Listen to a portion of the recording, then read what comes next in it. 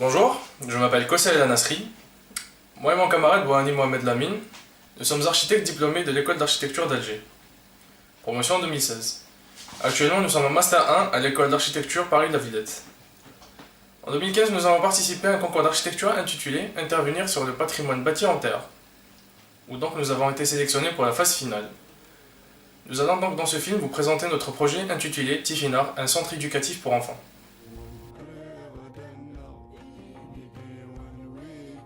C'est durant le chantier de printemps 2015 à Timimoun que nous avons fait la connaissance de l'association Sable d'Or, dans le cadre d'un échange de solidarité associative et citoyenne Nord-Sud en partenariat avec le CAPTER et l'association Santé Sedil Houari. L'enjeu de ce chantier était la préservation du patrimoine architectural local, par le biais d'une intervention de réhabilitation sur le bâti existant. L'association Sable d'Or a un rôle important dans le mouvement culturel local. Elle prend en charge la communauté des femmes du quartier désirant apprendre le métier de couturière ou de cuisinière. Elle offre également plein d'activités aux jeunes du quartier. Nous avons donc décidé de proposer un projet au sein du siège de l'association Sable d'Or. Un projet qui serait un espace éducatif dédié aux plus jeunes de la communauté. Un espace d'apprentissage, d'épanouissement et de culture. Nous l'avons appelé Tifinar, en référence à l'alphabet berbère.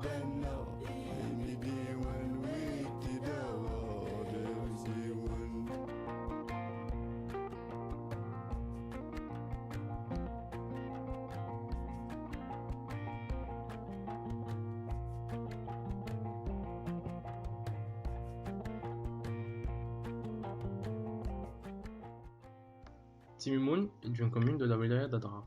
Elle est la principale oasis de la région du Gourara. Le site d'implantation du projet est l'actuel siège de l'association Sable d'Or, au niveau de la base Tasgaf, qui signifie la base rouge.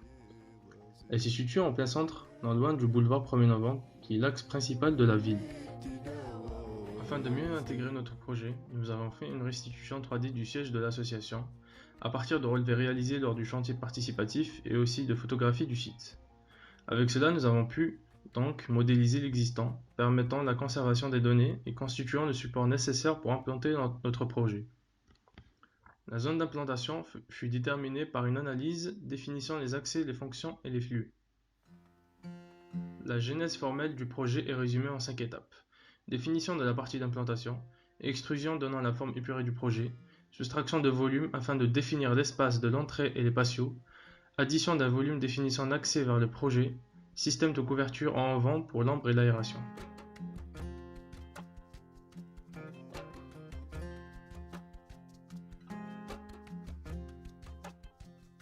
L'entrée du projet est dans l'axe de l'accès principal du siège. Elle est marquée par une galerie arquée qui crée une longue perspective vers le hall d'entrée. La façade du projet est rythmée avec des poteaux en blocs de terre comprimés, de manière à dynamiser la forme épurée de l'édifice. Cela définit aussi les ouvertures entre chaque poteau.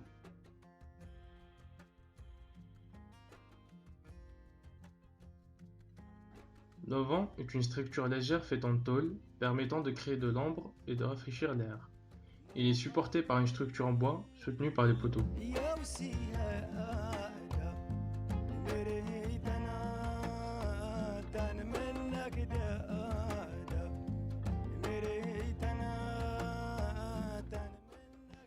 L'entrée principale du projet est marquée par des décorations murales en bas-relief. Ces bas-reliefs sont faits en enduit de terre et de chaux.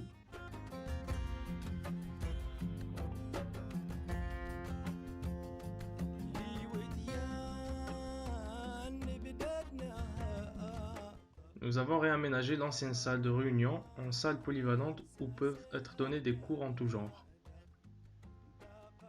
Un atelier d'artisanat destiné à l'apprentissage des techniques d'utiliser le matériau terre dans différents domaines.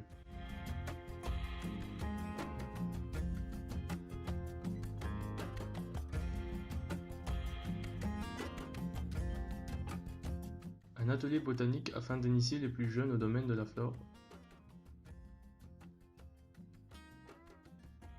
Un patio où est mis à disposition divers moyens afin d'expérimenter ce qu'ils apprennent. Les patios assurent aussi l'éclairage indirect ainsi que l'aération du bâtiment.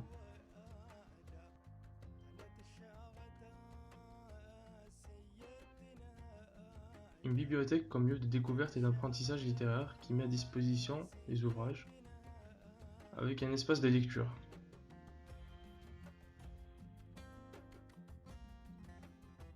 Dans notre projet, l'éclairage est étudié de telle sorte à ce que tous les espaces soient éclairés par une lumière naturelle indirecte, grâce au système de mouches à rabier et de vitres teintées qui empêchent les rayons UV de pénétrer, mais aussi les parois qui sont faites en appareillage de briques de telle sorte à laisser pénétrer la lumière des patios.